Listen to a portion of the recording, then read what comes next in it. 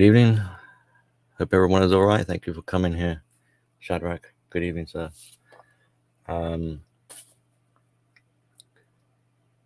Sorry, no intro music this time. In the spirit of wanting to help people, and I emphasize want over needing to help, we have to make a distinction there, because it will be problematic, shall we say, for now. We'll explain more as we go through. I figure it would be useful to be a bit more sharing with my little anecdotal stories and experiences. It can serve a few different purposes. It gives those listening a better perspective or context of where I come from, my origin story, sort of thing. How it can be relatable to many of you, I'm sure. And built into it some lessons, some insights. Honesty, as mentioned, is always a good virtue to have. And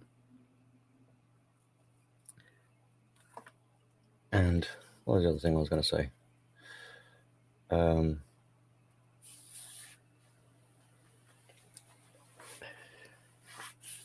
Take what you will from it, I suppose. So, as the title indicates, a snippet of recovery from narcissistic abuse. And often will be the case of having to self-reflect, continually reviewing and assessing. And this is what I would deem as being Blackpill, just by the by, you know. So none of this SMV nonsense. This is painful for me. Well, would have been painful. I have grown since. So you could also call this a bit of a survivor type of story. And the idea of Gremlins, a resurrection, you could say like a relapse, or how even though the narcissists may be gone, their abuse, their talons can still remain. Even if you've, air quote, healed, you've healed over, the wound is still there. So anyway, a bit of a sloppy introduction, I'm afraid, sorry. So a little bit of a hiccup in this transition to wanting to not just take my channel in a new direction, but to be of use, inspiration, or whatever, encouragement and support to people who find themselves in a similar situation, and to the people I care about. And perhaps it's a bit wrong for me, but currently I still feel as though, to some degree, I kind of owe it to you all. I don't think really I do owe it. I don't need to really explain myself, but nevertheless, I think it will be of use. So let me tell you, sort of like continuing a little bit with this. I think it's becoming a bit evident that I'm going through a bit of an issue at the moment. It's to be expected, and ultimately it's a good thing for it to happen. So I'm very lucky in a way.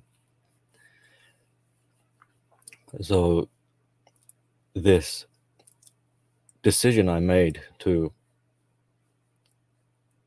proactively step forward comes with a risk if you're not careful, and I wasn't, of triggering, gaslighting yourself essentially. So I became a bit triggered, and I thought that something was behind me, reared its ugly head. So it wasn't over, and that's the gremlin.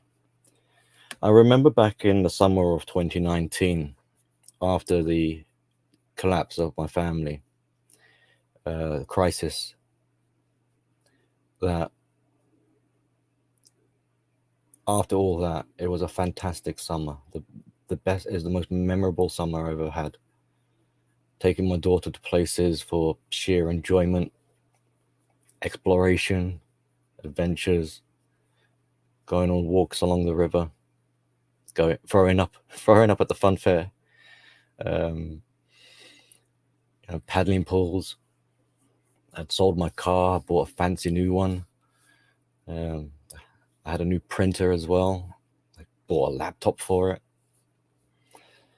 And I was venturing out into the YouTube landscape, getting to meet many of you, embarking on psychology. I'd stopped smoking weed. Those were good times. And it's a memory I'll hold forever. That year, I had time for myself to do what I wanted without much care, other than making sure my kid was having fun, Little things which now, when I look back upon, were hugely impactful. The importance of routine in school, bedtime structure, achieving milestones, because back then she was behind in her development. She was only about 5. So many little things to be happy about. And we had been through so much. And sometimes you don't realize how much until you have to uncover that. We were making so many gains coming out of that chaos, and it was almost effortlessly free, carefree. However, each year following, it gradually faded, and the anxiety started to creep back in. Challenges of a young girl growing up, changes to the environment and society. There were distractions, and it was almost a blur. But when I think about it now, the best way I can kind of describe it is more in the sense of a feeling. And it was saddening. But I ignored it and persevered, only to become complacent.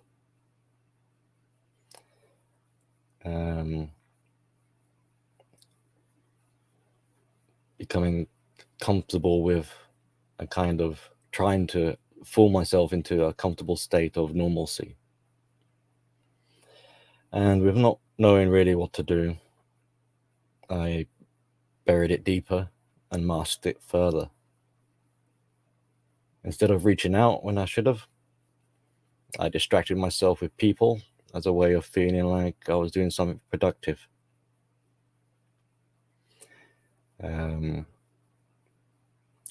A poor coping strategy. It was productive, and I don't regret the people I met and the interactions I had. But with neglect, I was forgetting myself in the process. And slowly my kids' quality of life dropped as a result. Both our lives dropped, the quality. So as much as you might want to prioritize your children or other people, it's the old sort of lesson that you can't really do that if you're not functioning as well as you should be. So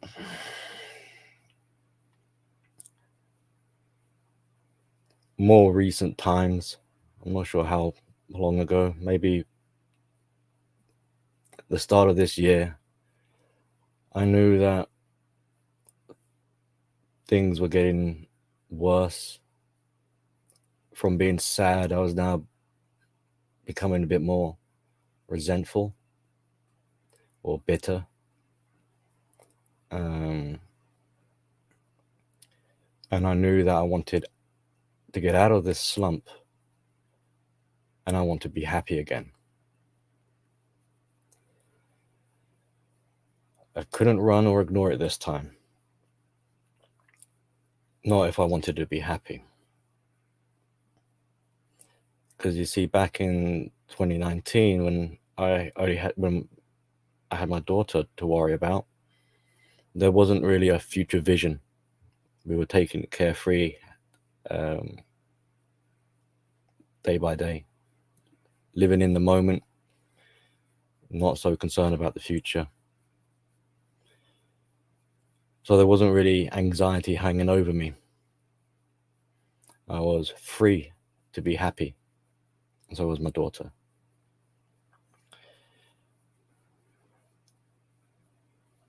And now that I've got a new vision, a direction of a future,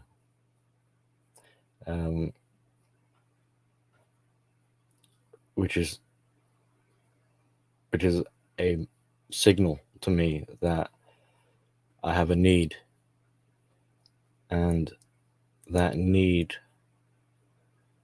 not only is it I need to be happy, but fundamentally I need to change. Otherwise, in a slump forevermore, only feeling worse and worse. So it's not really a hard decision to make. But it was it needs to be a conscious choice nonetheless, and the question is, which one am I going to let go of? Who's going to win? Is it going to be the goat versus the gremlin? And when you have such a desire, and you can't, imagine how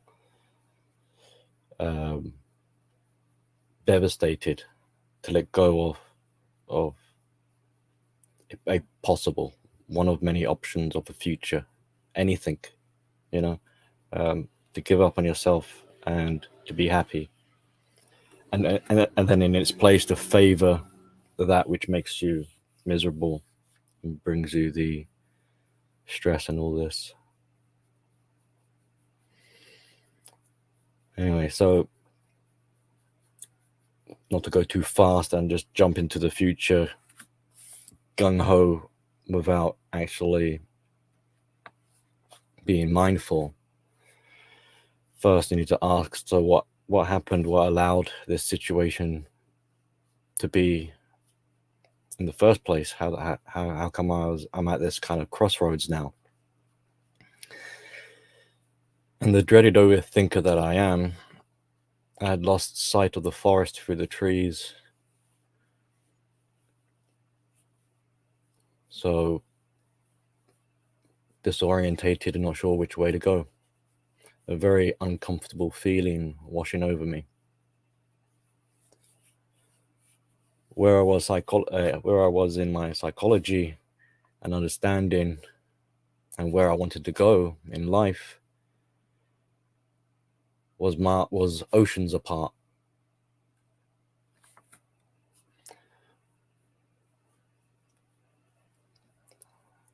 as vast a distance as you can possibly get.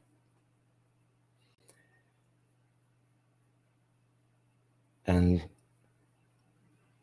this allowed me to slip back into putting people before myself way too much again. And this putting others first before yourself, this behavior is that gremlin resurrected, because with the narcissistic dynamics, relationships people go through, you are putting the narcissist before yourself. Now, in this case, I'm not dealing with a narcissist, but that same behavior was manifesting, and it wasn't really apparent in the beginning. So it helps to clarify my intentions in that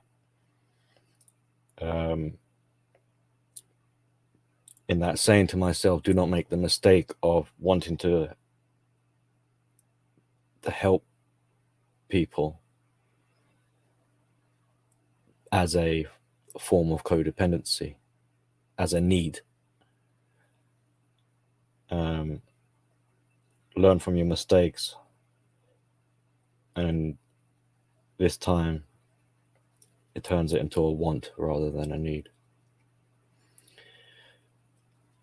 Because I'm not sure, this is not something to be kind of like proud of, but by being in such relationships, as toxic as they were, you kind of you learn things, and although these were detrimental, you can turn things that are bad into very positive transformations, which is a big FU to the narcissist in a way, because they would like it if you stayed in that self-destructive, self-harming way.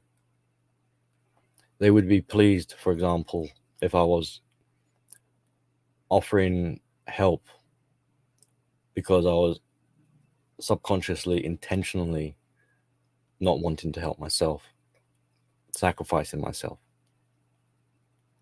Thou shalt not live. And if there wasn't this awareness to realize the subtlety of what is taking place, that means the people who would be receiving help, although it might be beneficial to them, would have been contributing to my destruction, and they would not want that. And I'm sure they would feel guilty, and it would not be fair to have them placed in such a position. So it's crucial to be clear in mind. What are your intentions? Why is it you do the things that you do?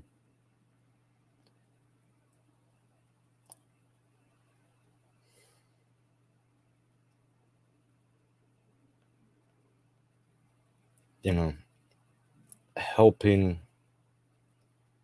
because with the narcissist, here's another transformation thing, because with the narcissist, you become trained to spot problems that the narcissist is having, and you become their caretaker, and you become blind to your own requirements. So that's a skill set I have now. I can see other people's gremlins far better than I can see my own. And even if I did see my own at the time, I would have chosen not to address it and instead try and take the gremlins from other people. Totally unhealthy, totally wrong. This is not how you recover at all. You do not escape. And I think you get what I'm saying. It shows you how damaging, in just a small aspect, in one way, just yet another of many ways that the narcissist is, that causes so much havoc in people's lives for decades. So it is a huge responsibility to want to provide care in some capacity for a community.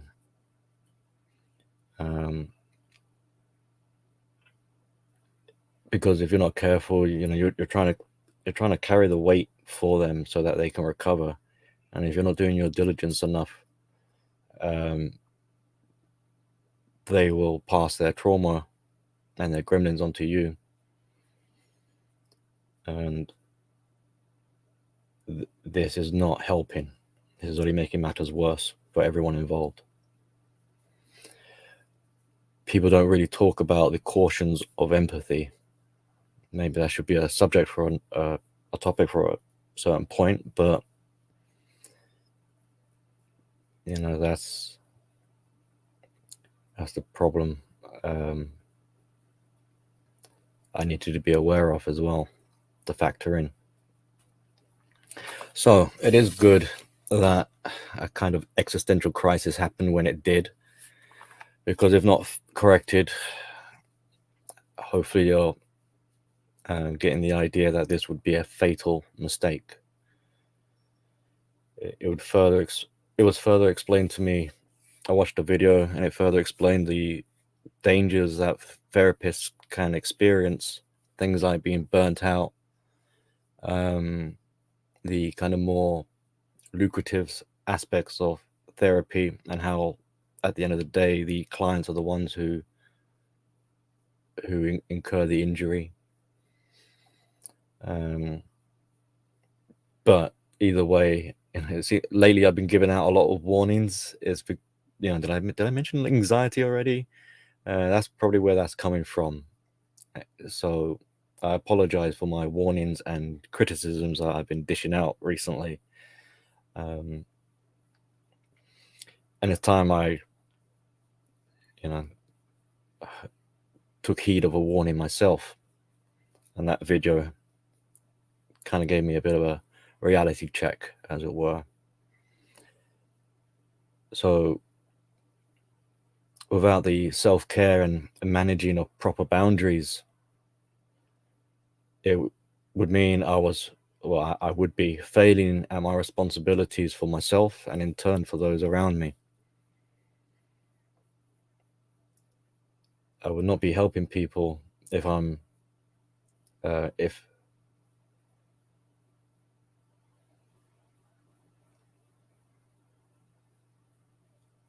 would not be of help to people if trying to assist them with their problems, I was simultaneously struggling with a problem of my own. And in a way, you could say, like, the fatal mistake is trying to save people because I was not saving myself, or I could not save myself.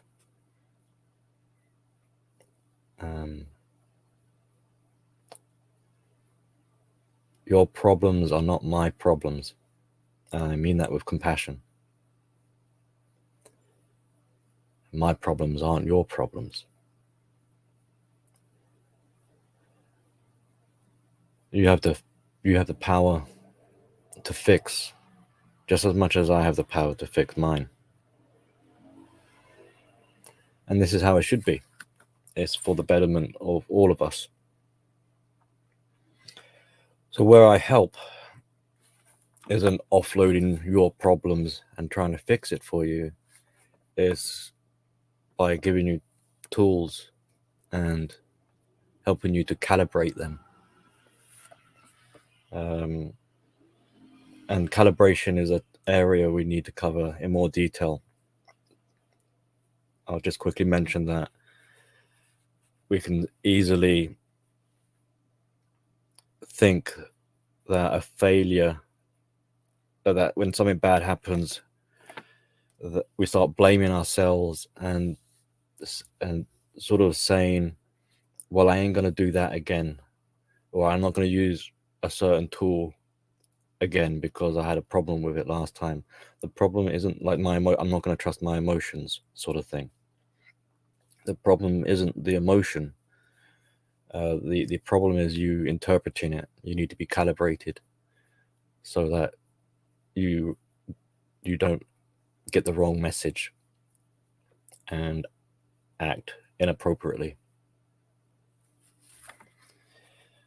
So, and the same goes for logic. It needs to be calibrated.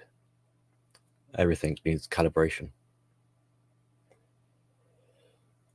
But with this intervention, and opening up with honesty allows for practical and realistic solutions to be deployed or applied, which means I must factor in and allow myself some time for me time so that I can decompress and continue to have a life of my own. It's very easy to have this kind of virtue signaling savior complex where you're just going to help anyone and everyone all day long, all week, and not have any time for yourself. And that is totally the wrong way to approach it, and for the wrong reasons. So then, in my own time that I allow myself to have, I can then face these fucking gremlins that I thought were gone, and I can lay them to rest finally once and for all.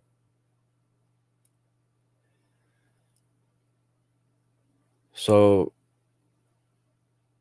I'm currently having to open up old wounds and exorcise the demon out of them. Be gone, evil one.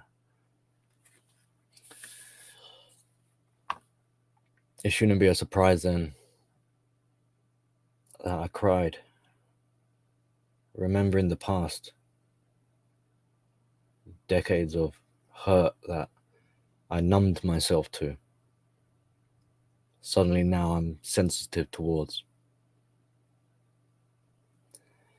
I'm sharing this all with you now as a tangent of doing this for myself more so than for the rest of you. It is a story of a boy that was never heard. It is not who I am anymore, and the gremlin can't get to him. He is long gone, and the gremlin can't have me. So in part, by telling you this, I no longer have to carry it in me in place of my soul. I've got a little pray with me, brothers and sisters. Hold on. All right. Together, please. Blessed art thou, O internet. You can keep it. I do not want it anymore. Thank you. As a community, we see society not functioning how it should, and the cracks are appearing, and the health services are atrocious.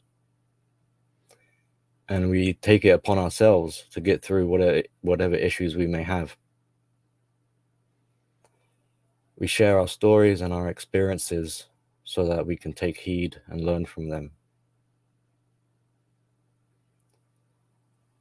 I came from a dark place, and I know it all too well. But it's not who I am. I know this now. We are not stories. I'm happy to have survived and very fortunate to be with good people who helped care for me when I did not know how. Thank you for listening. Take care.